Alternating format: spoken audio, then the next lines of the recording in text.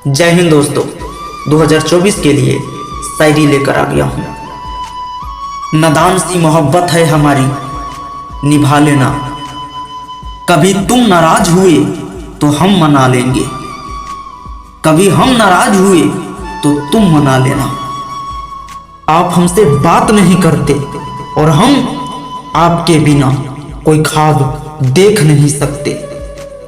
दिल का हाल बताना नहीं आता, किसी को ऐसे तड़पाना नहीं आता। सुनना चाहते हैं आपकी आवाज, मगर बात करने का बहाना नहीं आता।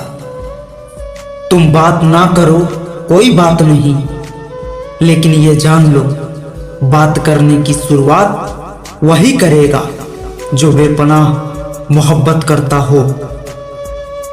जय हिंद दोस्तों, फिर मिलते हैं अगले वीडियो में।